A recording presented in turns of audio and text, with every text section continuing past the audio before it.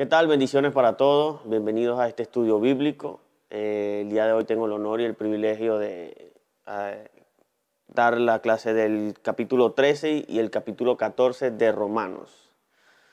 Dos capítulos muy bonitos, muy importantes para la vida del cristiano, donde Pablo exhorta directamente a los hermanos en Cristo, a los cristianos. Y comenzamos leyendo el capítulo 13, el versículo del 1 al 2, dice: sométanse toda persona a las autoridades superiores, porque no hay autoridad sino de parte de Dios. Y las que hay por Dios han sido establecidas, de modo que quien se opone a la autoridad, a lo establecido por Dios resiste. Y los que resisten acarrean condenación para sí mismos. Nosotros, los cristianos, debemos someternos a las autoridades, no por el simplemente hecho de que son la autoridad, sino porque Dios es quien ha establecido esa autoridad. La palabra de Dios dice en Daniel que Dios quita y pone reyes. En esa época los reyes los establecía Dios o venían establecidos por la familia o por la generación que reinaba en ese momento en la familia. Pero ahora nosotros tenemos un sistema democrático. En la actualidad nosotros mismos somos los que escogemos quiénes nos gobiernan o quiénes no. El llamado al cristiano cuando va a escoger una autoridad es que el pueblo de Dios, el llamado que hace Dios es que cada persona ore y según sienta cuál sea el llamado, se identifique o vea según ese gobernante cuál es el mejor para gobernar el país o gobernar la nación. Cuando la palabra dice, y nos vamos a los tiempos de hoy, que Dios establece el gobierno, y nos vamos a la época de hoy, estamos hablando de que Dios es quien permite que gobierne a alguien o quien no gobierne. Por ejemplo, en las elecciones de Estados Unidos estaba Trump y Biden.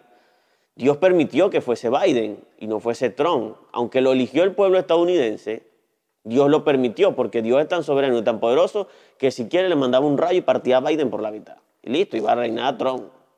¿Saben? Entonces, Dios permite en su soberanía que el pueblo sea gobernado por quien el pueblo decida. Entonces, Dios, cuando permite un gobernante, puede hacerlo o para bendecir a la nación o para juzgar o preparar a esa nación para juicio. Entonces, es muy importante que nosotros podamos sujetarnos a esa autoridad, aunque no sea la que nos agrada. Aunque vamos a poner un ejemplo, Venezuela actualmente está siendo gobernada desde hace 20 años por un gobierno tirano, por un gobierno lo que ha hecho es dar y traer mal y traer maldición a Venezuela. Pero nosotros no debemos preocuparnos porque el presidente actual sea un mal presidente, sino debemos procurar que aún en su maldad nosotros hagamos la voluntad de Dios y le respetemos, porque Dios lo ha establecido en ese lugar y en ese periodo de tiempo por alguna razón. La Biblia dice que Dios, para los hijos de Dios, todo le es para bien. Entonces, quizás esa nación entró en un juicio de Dios y por eso Dios permitió que lo gobernase el actual presidente. De la misma forma, Pablo en este aspecto describe que bajo la autoridad nosotros debemos estar siempre atentos a que esa autoridad no nos despegue de Dios. De hecho, Pablo insta a la iglesia de Roma a estar bajo la autoridad cuando él estaba bajo la autoridad de Nerón. Nerón, en la época donde Pablo escribe esta carta, hacía atrocidades. De hecho, fue el peor emperador que ha habido en el Imperio Romano. Era el que perseguía a los cristianos. Fue el emperador donde más sangre corrió de gente inocente que no estaba de acuerdo a su gobierno. Entonces, Pablo, en ese momento de su vida, donde tiene el peor emperador, donde hay un emperador que persigue cristianos, insta a la iglesia a que se sujete a la autoridad de ese gobernante. Nosotros no podemos oponernos ni resistirnos, porque esto acarreará condenación para nosotros. Esto es siempre y cuando esa autoridad no nos aparte de la palabra de Dios. Porque, por ejemplo, está Sadrach, Mesach y Abednego. Ellos eran parte del gobierno del emperador de ese momento, del rey de ese momento. Ellos eran parte de ese, vamos a decirlo, de ese gabinete. Eran personajes importantes, eran políticos en ese momento. Cuando el rey decide poner un estatuto de hacer una estatua de oro y que todo el mundo tiene que alabarlo y tiene que adorarlo, ellos dicen, ok, yo me sujeto a mi rey, pero esto me aparta de la palabra de Dios y me hace desobedecer la palabra de Dios. Es ahí donde nosotros tenemos que tener el discernimiento de si sujetarnos a la autoridad terrenal o a la autoridad de Dios.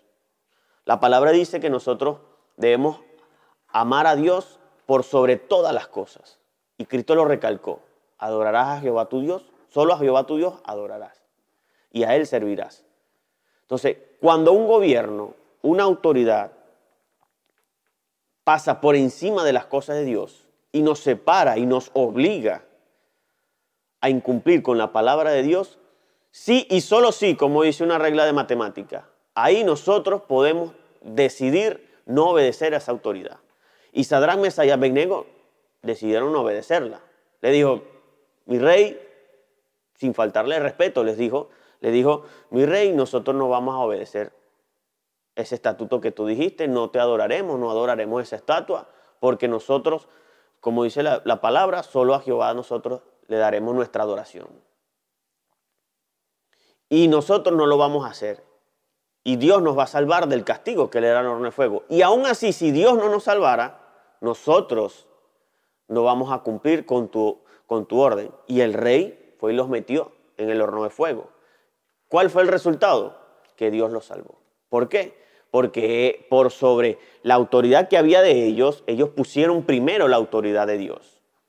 Y la iglesia debe basarse en eso. De hecho, la autoridad de la iglesia, la primera es Dios. Cristo es la cabeza de la iglesia. Luego Dios es un Dios de orden y establece pastores, establece líderes y así sucesivamente establece un orden dentro de la iglesia. La iglesia primitiva llevaba un orden establecido. En el versículo del 3 al 4 dice, porque los magistrados no están para infundir temor al que hace el bien, sino al malo. ¿Quieres pues no temer a la autoridad? Haz lo bueno y tendrás alabanza de ella, porque es servido de Dios para tu bien. Pero si haces lo malo, teme, porque no en vano lleva la espada, pues es servidor de Dios, vengador para castigar al que hace lo malo. Aunque el gobierno no sirva directamente a Dios, y vamos a hablar del gobierno terrenal, el presidente, que el presidente de gobierno no sirva directamente a Dios, tiene un ministerio en el plan y la administración de Dios para el ser humano. Aunque él no se proclame directamente siervo de Dios, realmente sirve a Dios, porque Dios es quien gobierna la tierra y gobierna el mundo. Y Él ha establecido un orden para que en la tierra hayan también gobernantes que cumplan con su voluntad. Y Dios le ha dado la autoridad para castigar al ser humano o para castigar la injusticia. Y en estos versículos Dios nos dice que nosotros no debemos tener miedo de nuestra autoridad si estamos haciendo lo bueno. Es como que usted vaya a 70 kilómetros aquí en la avenida La Cuesta, cuando usted tiene que andar 40. Si usted anda a 70 va a andar temeroso, claro, porque imagínese que le aparezca la policía. O la gente que está acostumbrada por ahí, por ejemplo, yo que ando después de las 10 de la noche, por mi trabajo, ando en la calle, pero yo tengo mi salvoconducto. Yo no tengo miedo de andar después de las 10 de la noche porque tengo mi salvoconducto. Ahora, diferente fuera que yo no tuviera el salvoconducto. Ahí yo diría, tengo que estar cuidado si me pesca la policía y anduviera mirando para todos lados. ¡Ay, que la policía! ¡Ay, que! ¡Ay, la Policía Nacional! ¡Ay, que hay un control ahí! ¡Ay, que me voy a frenar! ¡Ay, que me meto por esta calle! Ahí yo sí andaría temeroso porque no tengo algo que justifique que yo ando en la calle. Pero yo ando tranquilo porque yo no estoy haciendo nada malo. Ya me han detenido 3 veces después de las 10 de la noche. Y el policía me pregunta, justificante, aquí tengo mi salvoconducto. ¿De dónde viene? De trabajar. ¿Y a qué hora sale? No, cerramos a las 9:30, pero en lo que limpiamos y todo este tema, pues salgo a las 10, 10:30. Vale, sigue adelante. No, nada. Yo no temo porque yo tengo cómo justificar que ando. Ahora, conozco gente que anda en la calle y anda, yo que me voy a meter por los caminos, como le decimos a un compañero, por los caminos verdes. O sea, él va a buscar, da un montón de vueltas para llegar a su casa porque no lo coja la policía. ¿Por qué? Tiene temor de que le pongan su multica de 300 euros. Porque está haciendo algo indebido. Y eso ha establecido Dios para nosotros. Si usted está cumpliendo con pagar sus impuestos, con cumplir la ley, con vivir una vida conforme a lo establecido, la ley terrenal, la Constitución y todo ese tema, no tenga miedo, porque usted está cumpliendo la ley. Los que tienen miedo son los que no la cumplen. Y si usted tiene miedo de algo o de alguna repercusión de la justicia, revise su corazón, revise su mente y revise su vida, porque hay algo entonces que usted está incumpliendo, porque por eso tiene temor. Y de hecho, el gobierno que Dios ha establecido en la tierra tiene la autoridad para castigar a aquellos que hagan lo malo. Por eso la palabra dice que Él tiene la espada. Pablo menciona a una espada porque en la época los que eran condenados a muerte los decapitaban. De hecho, Pablo fue uno de esos condenados a muerte. Pablo lo decapitaron. Entonces, Dios le ha dado la autoridad para castigar a los malos. Por eso es que se ha establecido las cárceles, las multas o cualquier cosa que infunda castigo hacia un mal hecho. Y nosotros, si no hacemos nada malo, no tenemos de qué preocuparnos. El versículo 5 al 7 dice: por lo cual es necesario estarle sujetos, no solamente por razón del castigo, sino también por causa de la conciencia. Pues por esto pagáis también los tributos, porque son servidores de Dios que atienden continuamente a estos mismos. Pagad a todos los que debéis, al que tributó, tributo, al que impuesto, impuesto, al que respeto, respeto, al que honra, honra. Nosotros debemos dar tributo, respeto, honra al gobierno. ¿Por qué? Porque esto lo ha establecido Dios. En Mateo 22, 21, el Señor habla con su discípulo y su discípulo le dice: Señor, nosotros tenemos que pagar los impuestos porque nosotros le servimos a Dios. Y Jesús le dice: ¿cuál es la cara que aparece en la moneda? Al César. Pues bueno, denle al César lo que es del César y a Dios lo que es de Dios. Yo no voy a pagar los impuestos a Hacienda porque yo le sirvo a Dios y Dios es dueño del oro y la plata y tal. No se vuelva loco. Usted tiene que pagar sus impuestos porque eso lo ha establecido Dios y lo dice aquí su palabra. Pues pagan el tributo porque son servidores también de Dios que atienden continuamente a estos mismos. Nuestros impuestos se usan para el propio beneficio de usted, para pagar a esos empleados que ayudan a que el gobierno terrenal establecido, vamos a decirlo en España, funcione. Usted ve la calle limpia, ve el camión por ahí pasando, limpiando las calles. Eso lo pagan sus impuestos. Cuando usted le descuentan el paro en su nómina y se queda sin trabajo, usted cobra un paro porque paga sus impuestos, porque cumplen la ley, cumple lo establecido. Y Dios no nos ha llamado a desobedecer el gobierno terrenal, sino nos ha llamado a obedecerlo, a cumplir los estatutos, a pagar nuestros impuestos, a darle honra, a darle respeto al gobierno. Y Dios prueba nuestra sujeción en esto. Si usted no puede sujetarse a alguien que ve, a algo que ve todos los días y al cual se entera, ¿cómo usted se va a sujetar a algo que no ve? ¿Cómo se sujeta usted a Dios si es incapaz de sujetarse a un gobierno terrenal? ¿Cómo se sujeta a la palabra de Dios si no se sujeta a las leyes que están establecidas y la cual usted sabe que tiene una condena?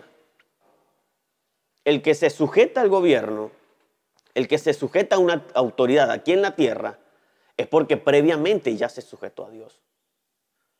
La palabra, Jesús dijo en su palabra: el que me ama, obedece mi palabra. Y Dios nos está mandando a obedecer a nuestras autoridades. Y yo no me quiero quedar solo con el gobierno, ni con los presidentes, ni con los diputados, ni con alguien que tenga un cargo público que gobierne el país, sino con las autoridades en la iglesia. ¿Cuánta gente aquí hay que no le gusta sujetarse, no le gusta respetar, dar honra? Sujetarse no es hacer caso a todo lo que esa persona diga. Como dice aquí la palabra, es dar tributo, respeto y honra a la autoridad. Ah, que a mí no me gusta cómo dice las cosas, pero cuando usted hace silencio y obedece, usted está dando respeto. Cuando a usted lo exhortan y no se vuelve loco diciendo que no me parece, ¿qué tal? Y hace silencio, usted está dando respeto. En una de las cartas que Juan escribió dice, háganle el trabajo fácil a sus líderes, no sean de tropiezo. ¿Por qué? Porque seguramente Juan tenía discípulos que eran terribles. Con todo y lo terrible que era Pedro, se sujetó a Jesús. Porque él reconocía la autoridad. Él reconocía que él era hijo de Dios. Cuando nosotros nos sujetamos a una autoridad, reconocemos la soberanía y el poder de Dios. Porque como ya lo hablamos, Dios fue quien lo colocó allí. Sujetarse a un gobierno no es decir, bueno, él tiene poder. Bueno, me sujeto porque él es poderoso. No, es reconocer que el poder lo tiene Dios y es darle gloria y honra a Dios. Porque cuando usted dice, me sujeto a este policía, no se sujeta nada más porque es la ley. Se sujeta porque a ese policía Dios lo estableció allí. Y se está sujetando a la soberanía de Dios. Cuando los hijos no se sujetan a los padres, ¿está deshonrando al papá y a la mamá? Sí, pero está deshonrando más a Dios, que ha establecido que honremos a nuestros padres y a nuestra madre. Cuando nosotros desobedecemos la ley, desobedecemos a Dios, porque no cumplimos con sus estatutos. Del 8 al 10 dice, no debáis a nadie nada, sino el amaros unos a otros. Hay gente que se toma el no debáis a nadie como que, bueno, no podemos tener deuda. Dios establece en su palabra inclusive cómo debemos de ser nosotros cuando pedimos prestado. No nos vamos a meter en eso. Pero la palabra dice que no debemos tener deuda, que si tenemos una, procuremos siempre pagarla. La única deuda que nosotros debemos tener es el amarnos unos a los otros. Y es que es una deuda que nosotros tenemos por obligación. Y es una obligación que nunca nosotros terminaremos de pagar. ¿Por qué? Porque es lo único que nosotros debemos siempre hacer. Nunca usted va a poder llegar y decir, bueno, hasta aquí yo voy a amar a mis hermanos y ya no voy a darle más amor. No voy a amar más a fulano de tal que está en la iglesia porque, bueno, ya se me acabó el amor, ya yo pagué todo el amor que tenía para él. No, no puede hacerlo. Tiene que seguir amando y seguir amando y seguir amando. Es más, por la eternidad. Porque cuando lleguemos al cielo, usted va a tener que seguir amando a su hermano. Ay, mira, ahí está el hermano que me caía mal. Bueno, tengo que amarlo porque aquí está Cristo. Debemos amarnos unos a otros. Y Cristo lo dijo. Ámense unos a otros. Amen a los que lo odian y oren por los que lo persiguen. Imagínense. Imagínense lo que estableció Jesucristo. ¿Y qué debemos hacer nosotros? Usted ama al Señor, obedezca sus mandamientos. Si Cristo dijo que amáramos al que le caemos mal o al que no pasamos, ámelo, porque Cristo lo dijo. Si el Señor lo ama, ¿quién es usted para no amar a esa persona? Ah, no, yo no quiero porque es medio amargado. Ámelo, aunque sea amargado. Del 11 al 14 dice, y esto, conociendo el tiempo, que es ya, vamos a leer el 10, que no lo he leído. El amor no hace mal al prójimo, así que el cumplimiento de la ley es el amor. ¿Por qué el cumplimiento de la ley es el amor? Porque todo se basa en el amor. Porque el mismo Jesús lo dijo, si tú me amas, cumple la ley, y el que cumple la ley ama a Dios. Entonces todo es recíproco. Cualquiera de las dos que usted cumpla está demostrando amor. Y ese amor debemos demostrarlo continuamente, nunca debe agotarse. La Biblia dice que diariamente Dios renueva su misericordia porque Él nos ama. Diariamente Él nos renueva. Y de esa misma forma nosotros debemos renovar ese amor por los demás. Que fulano de tal me cae mal. No, nadie le puede caer mal. Usted quizás no pueda compartir algo. La palabra dice que el sabio ve el mal y se aparta. Si usted ve a alguien que es un pecador y que por nada del mundo quiere cambiar, se aparta, pero no por eso usted lo va a odiar. Tiene que amarlo y siga orando por esa persona. ¿Cuánta gente aquí en la iglesia no tiene diferencias y no se habla porque tienen una diferencia? Eso está totalmente equivocado. ¿Cómo puede usted vivir una vida cristiana, una vida de santidad, una vida apartada para Dios y decir que le cae mal a una persona? Pues usted no conoce el amor de Dios, porque Dios no hace acepción de personas. ¿Vas a hacer tu acepción de personas? Se no cabe en la mente. Póngase a pensar por un minuto, aunque se le explote la cabeza. Si Dios me aceptó a mí, ¿quién soy yo para no aceptar a los demás? No somos nadie. No somos nadie. Para finalizar este capítulo, del 11 al 14, leemos: y esto, conociendo el tiempo, que es ya hora de levantarnos del sueño, porque ahora está más cerca de nosotros nuestra salvación que cuando creímos. La noche está avanzada y se acerca el día. Desechemos pues las obras de las tinieblas y vistámonos de las armas de la luz. Andemos como de día, honestamente, no en glotonerías y borracheras, no en lujurias y en lascivias, no en contiendas y envidia, sino vestidos del Señor Jesucristo, y no proveáis para los deseos de la carne. Pablo termina instándonos a que ya se acerca el tiempo de levantarnos del sueño, que ya está cerca la venida de Cristo. Hay muchos cristianos que usted lo ve en la iglesia, saltando, adorando, brincando, rompiendo sillas, haciendo lo que sea, que usted dice, wow, este está avivado en el espíritu, pero que realmente espiritualmente están dormidos, que solamente vienen a la iglesia a hacer una oración, a levantar la mano, a decir gloria a Dios, aleluya, y se va para su casa. En su casa dice gloria a Dios, aleluya, escucha una canción y se acuesta a dormir, y ahí se quedó. Es tiempo de que la iglesia despierte. La venida de Cristo ya está cerca. No seamos como las otras vírgenes que se les acabó el aceite de su lámpara. Estemos atentos, la venida de Cristo está cerca. Despertemos de ese sueño. Despertemos, no se quede dormido, no se quede ahí pensando, como dice un amigo, como los árboles del Teide, así, secos ahí. No nos quedemos quietos, despertemos. Cambiémonos el chip de estar quietos en un lugar tranquilo y cómodo y pongámonos el chip nuevo de que debemos seguir adelante. Pablo insta a que nos vistamos con las vestiduras de Cristo, con las vestiduras de luz, pero recalca algo muy importante, que primero debemos quitarnos las vestimentas de las tinieblas.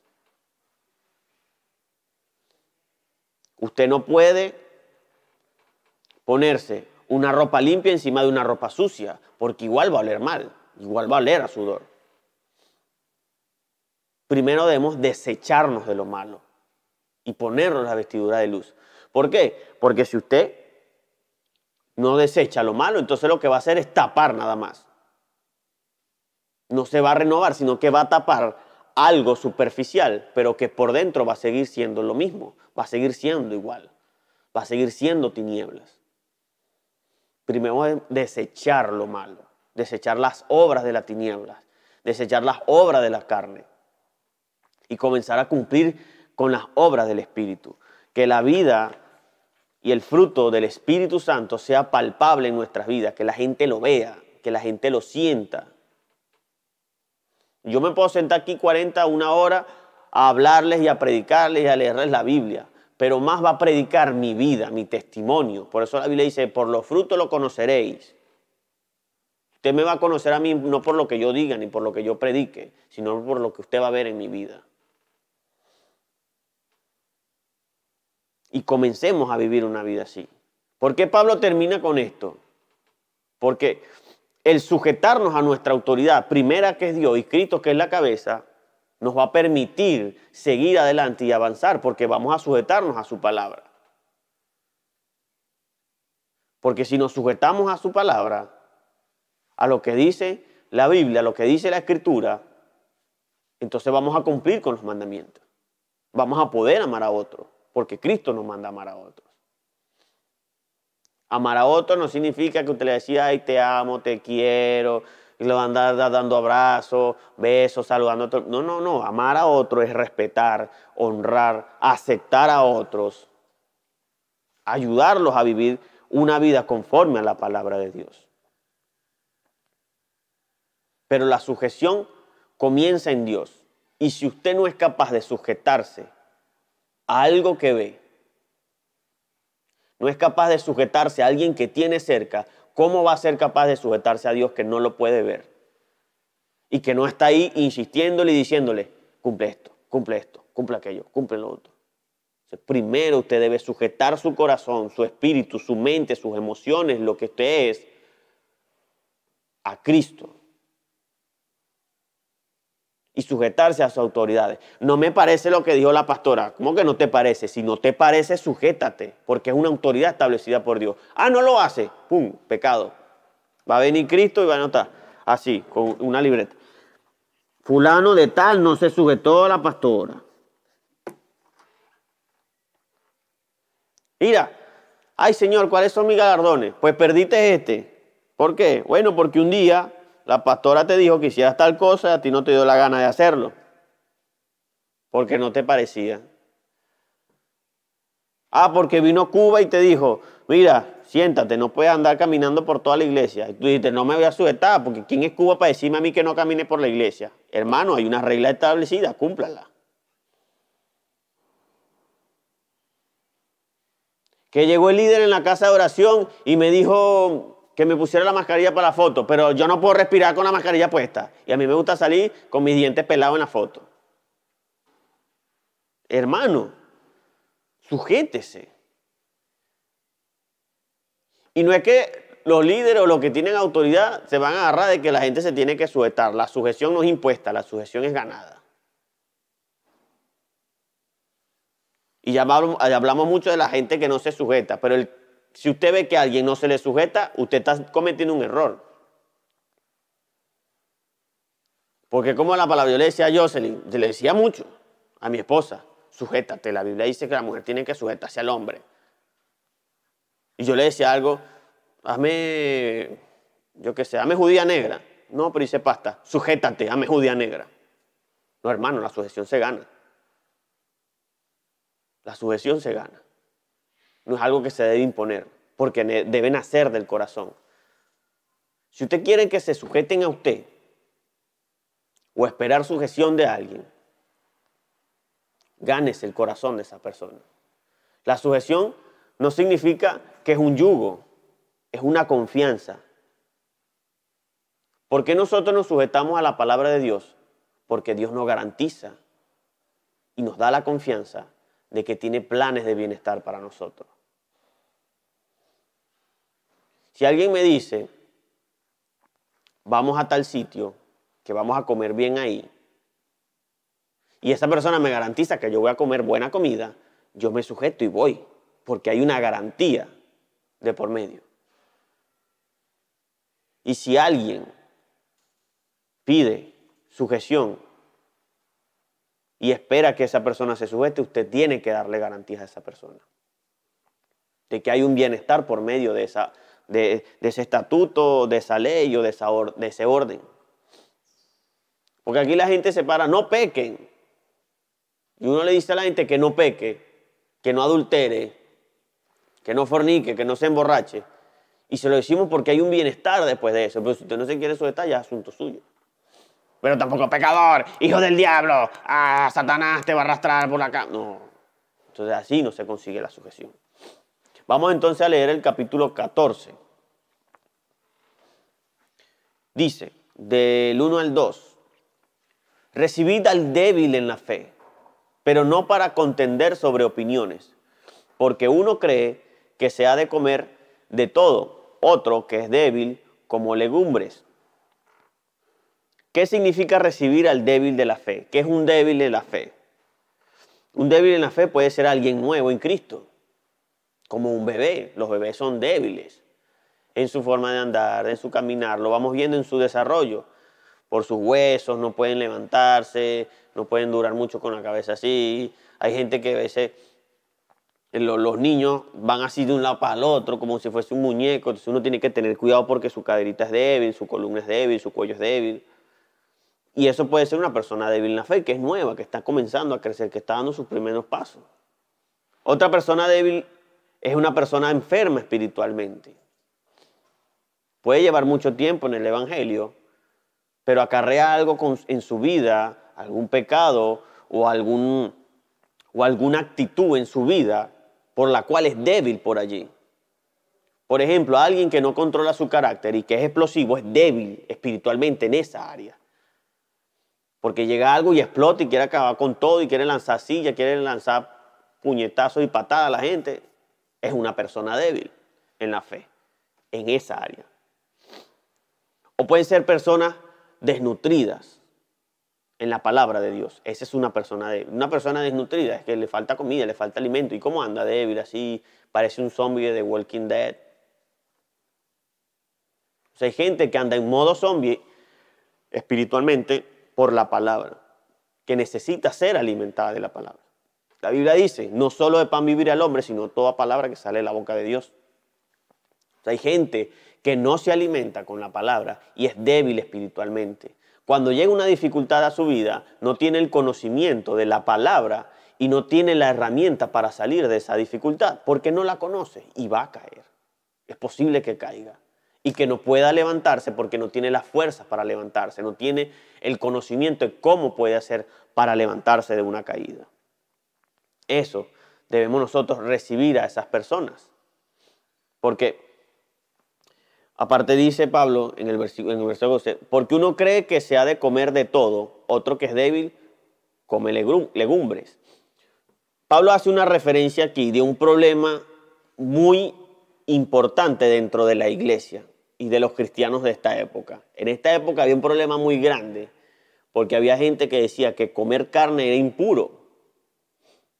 Y habían otros que decían que no tenía nada que ver comer carne con la santidad espiritual. Entonces Pablo compara a los que comen legumbres como los débiles. No son débiles por comer legumbres. Pueden ser débiles porque creen que en su autoridad y en su legalismo y en su religiosidad los demás están haciendo mal. O sea, cuando nosotros estamos juzgando directamente a otros y pensando que lo que nosotros hacemos es lo que está bien y lo que los demás hacen no, pues somos débiles por ese aspecto porque entramos en un mundo de la religiosidad, del legalismo. Y es lo que estaban haciendo los judíos innatos en esta época con los gentiles. Decían que eran impuros, que no podían. De hecho, los judíos no podían entrar en casa de gentiles porque era impuro. Porque no practicaban, no creían en el Dios que ellos creían. Del 3 al 4 dice, el que come no menosprecia al que no come. El que no come no juzgue al que come, porque Dios le ha recibido. ¿Tú quién eres que juzgas al criado ajeno? Para su propio Señor está en pie o cae, pero estará firme porque poderoso es el Señor para hacerle estar firme. Pablo nos muestra que nosotros no podemos juzgar a nadie. Es Dios quien lo hace. El que está a tu lado padecerá ante Dios. Esto es algo muy importante. Nosotros no somos quien para juzgar a nadie. Cada quien va a padecer ante el juzgado de Dios. Cada quien va a padecer ante Dios. Cuando Jocelyn llegue cuando lleguemos al cielo, Jocelyn va a pasar aparte. Yo no voy a decir, un momento, objeción. Jocelyn, no, yo no puedo defender a Jocelyn. Ni ella a mí. El pastor cuando llegue allá al cielo no me va a decir, no, que voy a defender a Miguel. No me va a poder defender, me tengo que defender yo mismo. O sea, no defenderme, yo tengo que padecer. Yo, solito ahí. A lo mejor con 2 querubines aquí a un lado, así. Pero tengo que padecer yo. La Biblia dice que la salvación es individual. Por ende, individual va a ser nuestro padecimiento. Y hay muchas divisiones inútiles entre los hermanos sobre cosas tontas y sin sentido. Pablo nos dice que borremos, no nos dice que borremos esa diferencia, sino que por encima de esas diferencias nos levantemos como hermanos. Usted puede tener en la iglesia, y es muy común y lamentable que pase eso. Hay divisiones, hay grupitos en la iglesia.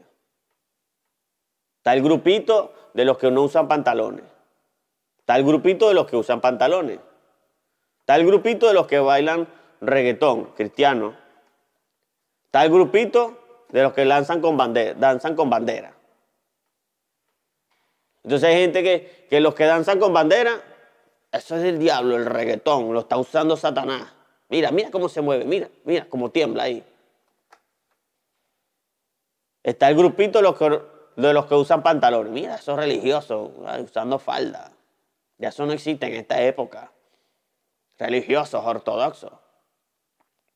Se sectorizan y por cosas sin sentido se divide la iglesia. Ay, que esos jóvenes están muy locos porque se lo pasan con mucho ruido y con ese tungi. Eso es del diablo porque eso es la discoteca. Creen que la iglesia es la discoteca de Dios. Y se vuelven locos. Y comienzan a jugar y se sectorizan y hay una división inútil y tonta. Nosotros no podemos sectorizarnos por encima de esa diferencia. Ah, que a ti no te gusta el reggaetón. Pues a mí tampoco me gusta la gente que danza con bandera. Por encima de esa diferencia debe existir el amor entre hermanos. Debe existir la comunión. Yo escribo con mi mano derecha, pero mi mano derecha no odia a mi izquierda porque no escribe. Todo lo contrario, me apoyo cuando voy a hacer algo con mi mano izquierda, me apoyo con la derecha. Y así deberíamos ser el cuerpo de Cristo. Estar unidos uno con otro.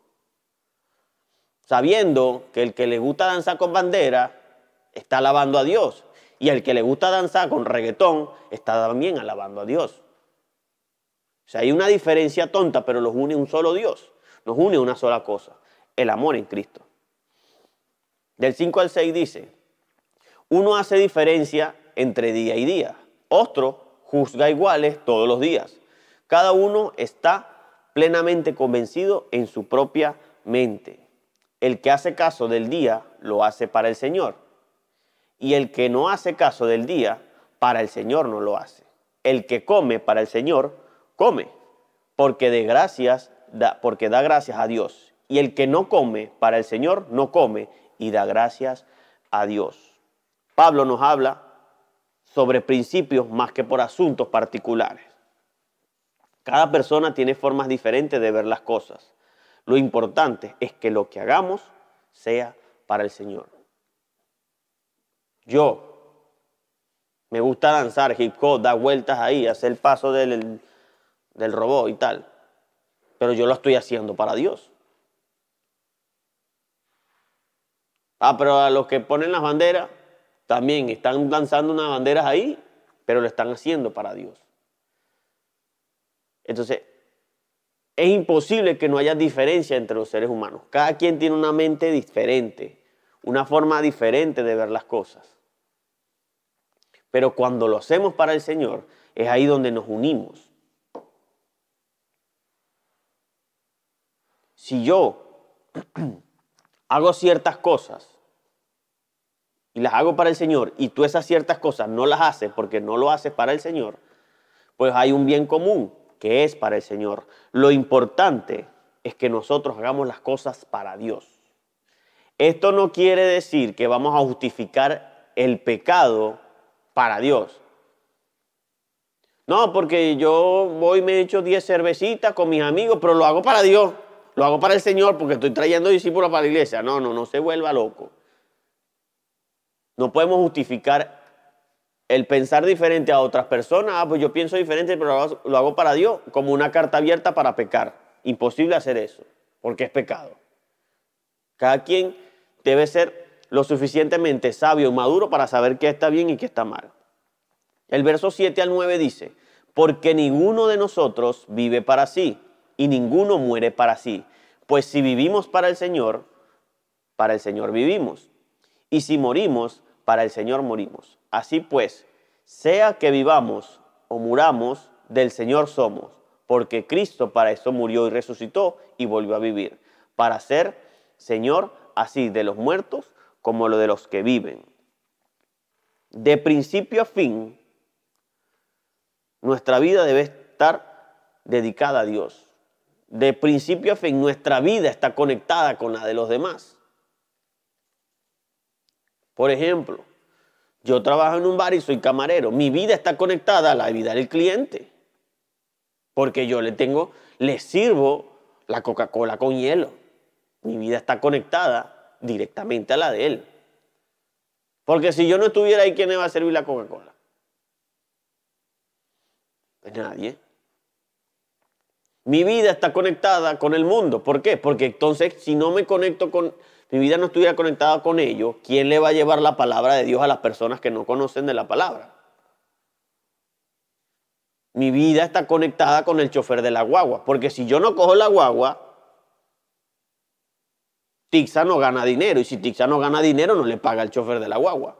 Y si el chofer de la guagua no le paga a nadie, entonces no hay quien conduzca la guagua. Por ende, no hay quien me lleve a la laguna. Entonces, la vida de todos nosotros está conectada por algún punto, bien sea específico, particular o un principio general. Pero de principio a fin debemos dedicar nuestra vida a Dios. Sea lo que sea que hagamos, hagámoslo para Dios. Del 10 al 13 dice, pero tú, ¿por qué juzgas a tu hermano?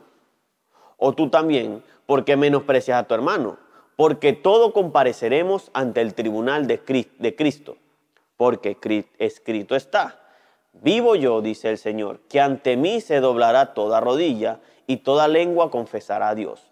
De manera que cada uno de nosotros dará a Dios cuenta de sí. Así que ya no nos juzguemos más los unos a los otros, sino más bien decidid no poner tropiezo u ocasión de caer al hermano. Principal, nosotros no podemos juzgar a nadie. Cada quien va a comparecer ante el tribunal de Cristo. ¿Y qué es el tribunal de Cristo? Es un tribunal donde los cristianos, recuerden que Pablo está hablando de los cristianos, no a todo el ser humano, sino a los cristianos. Nuestras obras en el tribunal de Cristo serán probadas en fuego y seremos recompensados si esas obras permanecen en el fuego. Cada quien, por las obras que haga, sea lo que sea que haga, esas obras van a ser probadas por fuego. Si pasan la prueba, obtienes tu galardón. Si no pasa la prueba, pues no obtienes tu galardón. Porque esa obra no fue hecha del corazón y por amor, sino por algún interés quizás. Entonces nosotros no debemos preocuparnos tanto por el que está a nuestro lado.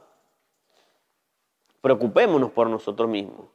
La Biblia dice en Mateo 7:2 que con la misma vara que medimos, seremos nosotros también medidos. Si no queremos ser juzgados, no levantemos juicio sobre otras personas. Mira, que fulano acá, fulano de tal, se lo pasa metido en un bar. Si un día usted vaya a comprarse una Coca-Cola en un bar, lo van a juzgar por comprarse la Coca-Cola. Lo vieron en el bar. Yo recuerdo que un pastor decía que él un día fue a una licorería y compró 2 botellas de ron. Y pasó un hermano y lo vio. Mire, el pastor se lo pasa hablando y tal. El pastor anda bebiendo. Ya se lo voy a decir al pastor general, porque el pastor de adultos anda bebiendo. Pastor pecador. Se va y se lo cuentan al pastor y le dice, mira, que te vieron en una licorería comprando 2 botellas de ron. Claro, yo soy repostero. ¿Ven?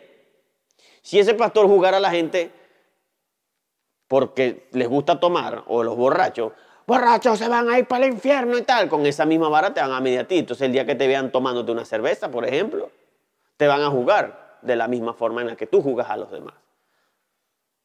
Cuando lleguemos al cielo, si nosotros lo que hacemos es lanzarle fuego a la gente, ¿qué va a hacer Dios? Mira, tú jugabas tanto a la gente en esto, pero tú hacías aquello también. Si yo me la paso diciéndole a la gente, pecadora, pecadora, pecadora, cuando yo cometo un error también voy a ser juzgado por esa persona. Pero si yo doy misericordia, recibiré misericordia también de otros. La palabra dice en Mateo 7:3, ¿y por qué miras la paja que está en el ojo de tu hermano? y no echas de ver la viga que está en tu propio ojo? ¿O cómo dirás a tu hermano, déjame sacar la paja de tu ojo y he aquí la viga en el ojo tuyo? Hipócrita, saca primero la viga de tu propio ojo y entonces verás bien para sacar la paja del ojo de tu hermano. ¿Qué quiere decir esto? Que a veces nosotros nos enfocamos en criticar y juzgar a los demás, criticar por alguna actitud que ellos tienen, pero no vemos la gran magnitud de las actitudes que nosotros podemos tener. Lo compara con la paja en el ojo del hermano y nosotros tenemos una viga. Imagínense, usted tiene un tronco ahí. Usted tiene un árbol completo creciéndole en el ojo y el hermano que tiene una paja. ¿Qué debemos hacer nosotros en vez de juzgar? Primero, buscar que nosotros estemos bien y ayudar a nuestro hermano a quitar la paja de su ojo. El llamado es no a juzgar, es a ayudar, es dar un consejo. Ojo, esto no quita la responsabilidad de exhortar y de reprender lo que está mal. Pero debemos hacerlo bajo los principios de la palabra de Dios. Si usted va a hacer algo conforme a su opinión, no lo haga. No debemos hacer nada, ni exhortar, ni reprender bajo nuestras propias opiniones, sino todo bajo la luz de la palabra de Dios. Bajo la luz de la palabra, de las escrituras, de la Biblia. Que fulano de tal está en pecado en tal. A ver, la Biblia dice que no adulterarás. Y fulano de aquel anda adulterando. No lo juzgue. Ayúdelo, aconséjelo, denle un buen consejo. Ayude a que esa persona salga de ese pecado. Porque a la gente lo más fácil es lanzar y lanzar y lanzar y le tiran flecha, lo juzgan. ¿Saben qué podemos hacer nosotros con esa persona? Que darles un tropiezo. El versículo 14 dice: yo sé y confío en el Señor Jesús que nada es inmundo en sí mismo, mas para el que piensa que algo es inmundo, para él lo es. Pero si por causa de la comida tu hermano es contristado, ya no andas conforme al amor. No hagas que por la comida tuya se pierda aquel por quien Cristo murió. ¿Qué es importante? Cuidar mucho nuestras opiniones. Que nuestra manera de vivir o lo que nosotros hacemos no sea piedra de tropiezo para otros. No solo habla en el hecho de que nosotros no pequemos para no ser piedra de tropiezo a otros. Si a mí no me gusta, Pablo habla con la comida, si a mí no me gusta comer carne y pienso que no es bueno comer carne, que el hecho de mi pensamiento que no es bueno comer carne no sea piedra de tropiezo para otros. Porque entonces, ¿qué va a pasar? O lo desanimamos y termina apartándose de la palabra de Dios, o termina pecando peor. Es tanto así que debemos nosotros cuidar nuestro testimonio y nuestra vida, que alguien puede decir, pero yo no puedo hacer tal cosa, y aquel que hace esto está ahí alabando y adorando a Dios. O sea, a mí me señalan porque hago esto, pero ¿y aquel? Que es un sinvergüenza. Yo hablaba en estos días a los jóvenes sobre los TikTok, que salían ahí meneándose y tal, y haciendo tantas cosas. Si tú le dices a un joven, no hagas cosas en TikTok, y entonces yo me la paso poniendo en mis estados puro reggaetón ahí todo loco, ven mami, ven no sé qué. Entonces, ¿cómo yo juzgo a esa persona? O sea, mi vida puede ser piedra de tropiezo para esa persona. Como si yo soy muy radical en la palabra de Dios. Dice, no mires, no codicies a la mujer de tu hermano. Mira la chica aquella, ¡pecador! Entonces mi religiosidad puede ser piedra de tropiezo para esa persona. Un nuevo creyente, que usted le predique el infierno, que se lo va a llevar el diablo, que el lago de fuego, que el dragón, que la prostituta, que no sé qué, lo hunde más. Entonces tu religiosidad, lo fuerte que tú eres y lo radical que eres, hunde a una persona, lo desanima o lo impulsa a pecar más. Entonces no debemos entorpecer la vida de otros a través de nuestro juicio. Por eso Pablo recalca tanto que no juzguemos a nadie. Porque cuando usted confronta a alguien, ¿qué pasa? Se siente amenazado y huye. Imagínese los documentales de Discovery Channel. Viene el león así y la gacela por allá comienza. Y de repente un ruidito y la gacela. Cuando el león va a atacar, ¿qué hace la gacela? Sale corriendo. Entonces nosotros no podemos atacar a las personas porque vamos a hacer que huyan, que se vayan de aquí. Dice en el versículo 16, 18 al 18. No seas pues vituperado vuestro bien, porque el reino de Dios no es comida ni bebida, sino justicia, paz y gozo en el Espíritu Santo. Porque el que en esto sirve a Cristo agrada a Dios y es aprobado por los hombres. ¿Qué significa la palabra vituperado? Significa criticado o censurado. Si nosotros vivimos y pensamos que el reino de Dios son las cosas de la vida, la vanidad, la comida, el comportamiento, o lo que hacemos, o cómo vestimos, o cómo hablamos, o que fulano de tal dice vaina, pero es algo que es dominicano y los dominicanos dicen, pero en mi país no se dice porque es grosería. Y si yo vivo por eso, no estaré agradando a Dios. ¿Cómo debo vivir yo? Bajo la justicia, la paz y el gozo en el Espíritu Santo. Si mi vida y mi servicio va conforme a eso, pues estaré agradando a Dios y seré aprobado no solo por Dios, sino ante los hombres, porque vivo en la justicia y en la gracia de Dios. Y para culminar, dice, así que sigamos lo que contribuye a la paz y a la mutua edificación. No destruyas la obra de Dios por causa de la comida. Todas las cosas, a la verdad, son limpias, pero es malo que el hombre haga tropezar a otros con lo que come. Bueno es no comer carne, ni beber vino, ni nada en que tu hermano tropiece, o se ofenda, o se debilite. En pocas palabras, quizás para nosotros algo sea malo. Quizás para una persona ponerse un pantalón es pecado. Pero el hecho de que nosotros no nos pongamos, o esa persona no se ponga ese pantalón y piense que ponerse ese pantalón es pecado, no debe ser piedra de tropiezo para nuestro hermano. Porque entramos en juicio. Porque comenzamos a hacer piedra de tropiezo por nuestras afirmaciones. Por eso todo hay que filtrarlo a la luz de la palabra de Dios. Porque engañoso es el corazón del hombre, dice la Biblia.